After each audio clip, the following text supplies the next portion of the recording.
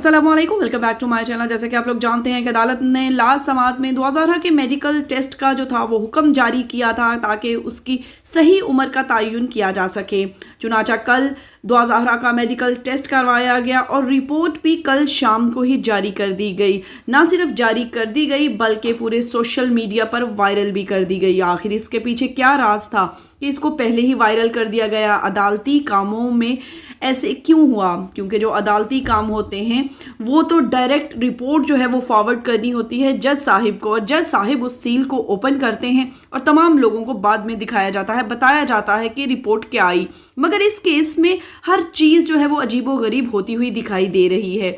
और अब तो इस मेडिकल रिपोर्ट बनवाने वाले भी सामने आ गए, और क्यों बनवाई और कितने पैसे खाकर बनवाई और क्या क्या इसमें इतनी बड़ी गलतियां मंजरे आम पर आई, और फिर अदालत का फैसला। इन तमाम चीज़ों का आज की इस वीडियो में हम डिस्कस करेंगे, आपको बताएंगे डिटेल से। मगर इससे पहले एज यूजुअल आप लोगों से छोटी सी रिक्वेस्ट करते हैं कि जो लोग हमारे चैनल पर न्यू हैं, जिन्होंने अभी तक इसको सब्सक्राइब नहीं किया, वो सब्सक्राइब कर दें और साथ लगे बेल आइकॉन को ज़रूर प्रेस करें ताकि आने वाली वीडियोज़ के नोटिफिकेशन आपको मिल सके। और वीडियो पसंद आने पर लाइक ज़रूर कीजिएगा। अब यहाँ पर कुछ सोचने की बातें हैं। रिपोर्ट तो इन्होंने जाली बना ली। क्या आज दुआ ज़हरा वापस पंजाब चली जाएगी? क्या ऐसा होने वाला है? सफ़ेद कपड़ों वाला शख्स जो दुआ ज़हरा को पंजाब वापस ले जाने आया है, क्या इसे आज वापस कामयाबी मिल जाएगी? इसका दारोमदार किस पर था? दुआ ज़हरा की उम्र के तयन यानी मेडिकल रिपोर्ट पर, जो कि आ चुकी है। और इसके बाद हम क्या चीज़ तसव्वुर कर सकते हैं? एक बहुत बड़ा फ्रॉड, धोखा। और दोबारा से अगर ऐसा फैसला किया गया जिस पर दुआ ज़हरा के फादर और मदर फिर चिल्लाते हुए, बिलबिलाते हुए दिखाई दिए, जो कि 2 माह से वो अपनी बेटी के लिए तरस रहे हैं, तड़प रहे हैं। और अदालत में भी लास्ट समाअत में उनको चुप करवा दिया गया था। ना बेटी से मिलने दिया, ना बेटी से बात करने दी, और ना ही अदालत ने उनकी सुनी। ज़हीर नेटवर्क, जिनकी दिन रात यही कोशिश थी, एड़ी चोटी का उन्होंने जोर लगाया था कि इस टेस्ट की रिपोर्ट जो है वो उनकी मर्जी के मुताबिक आए, तो वो उन्होंने की भी, बनाई भी। क्योंकि लाहौर से वो सिंध आए हैं, उनका इतना असर और रसूख है यहाँ पर कि इधर की पुलिस भी किसी को उनके पास नहीं जाने दे रही थी ताकि कहीं वालिदैन जो है वो दुआ ज़हरा से ना मिल पाएं। इस 2 नंबर रिपोर्ट के हवाले से मैं आपको पॉइंट टू पॉइंट ऐसे होलनाक इंकशाफात बताऊंगी, क्योंकि जब मुझे पता चला तो मेरे पाँव तले से ज़मीन निकल गई। मुझे समझ ही नहीं आ रही थी कि मैं कहाँ रह रही हूँ, किस मुल्क में रह रही हूँ और यहाँ पर हो क्या रहा है।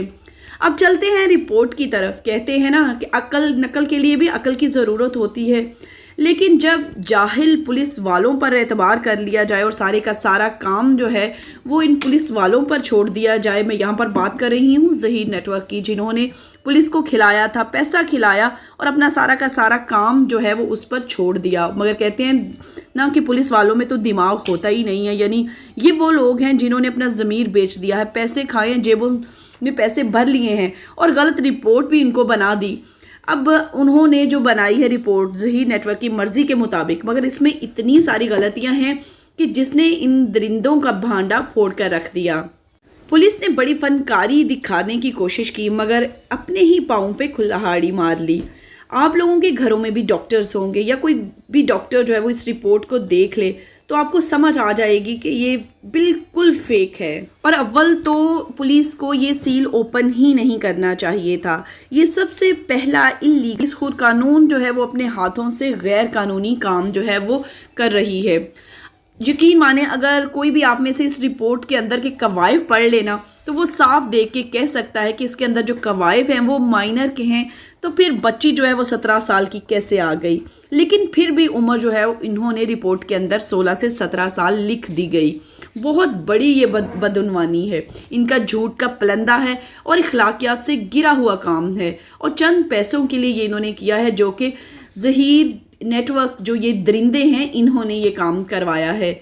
इस जाली रिपोर्ट के बाद पुलिस ने साबित कर दिया है कि पुलिस जो है वो बिक सकती है और हर वक्त बिकने के लिए बल्कि तैयार रहती है।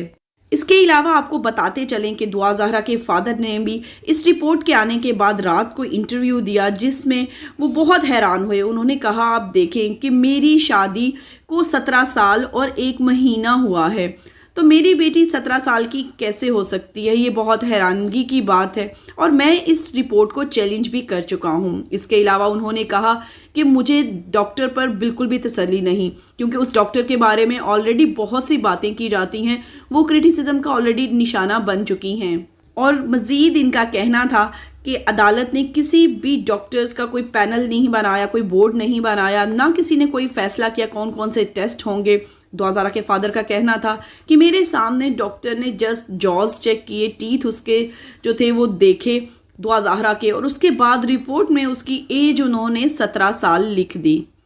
اس کے علاوہ ان کا کہنا تھا کہ کل ہم تمام لیگل ڈاکومنٹس کورٹ میں پیش کریں گے، اور آج انشاءاللہ تعالیٰ چونکہ سماعت ہے، آج میڈیکل رپورٹ کورٹ میں پیش کرنا ہے، اور ابھی تک جو ہے وہ سماعت شروع نہیں ہوئی اور نہ ہی کورٹ میں رپورٹ پیش کی گئی ہے، مگر دعا زہرا کے فادر کے مطابق جو ہے آج وہ کورٹ میں یہ پیش کریں گے تمام ڈاکومنٹس، لیگل ڈاکومنٹس، جس میں ویڈنگ ان کا سرٹیفکیٹ بھی ہوگا، میرج سرٹیفکیٹ ہوگا، برتھ سرٹیفکیٹس ہوں گے اور بہت سے ڈاکومنٹس۔ ایون دعا زہرا کے فادر کے وکیل نے بتایا کہ جب دعا زہرا جو تھی وہ پیدا ہوئی تو ہاسپٹل میں جو ادویات کی رسیدیں تھیں، کچھ بھی اس کا جو جتنی ریکوائرمنٹ ڈاکومنٹس تھے آج سے 17 سال پہلے پرانے تمام ڈاکومنٹس ہمارے پاس موجود ہیں، اور دعا زہرا کے فادر نے وہ محفوظ رکھے ہوئے ہیں سنبھال کے۔ ان تمام ڈاکومنٹس کو آج عدالت میں پیش کیا جائے گا۔ اب نہ جانے آج عدالت میں کیا کیا جاتا ہے، کیا ہوتا ہے، کیونکہ آپ دیکھ چکے ہیں کہ پہلے جو سماعت ہوئی ہے اس میں دعا زہرا سے جسٹ اسٹیٹمنٹ لی گئی، ظہیر سے نہ کچھ پوچھا گیا، نہ کچھ اسے، کیونکہ وہ تو مجرم تھا، اس سے نہ کوئی بات پوچھی گئی، وہ صرف آتا ہے اور ساتھ ہی واپس اس کے دعا زہرا کے چلا جاتا ہے، بلکہ کمرہ عدالت میں وہ پولیس کے ساتھ باتیں کرتے ہوا بھی دکھائی دیا۔ دعا زہرا کی مدر کا کہنا تھا کہ کمرہ عدالت میں دعا زہرا کو پیاس لگی تو اس نے پانی مانگا سفید کپڑوں والے سے، مگر اس نے کہا کہ میرے پاس نہیں ہے، تو دعا زہرا فوراً سے بول اٹھی میری ماں کے پاس ہوگا۔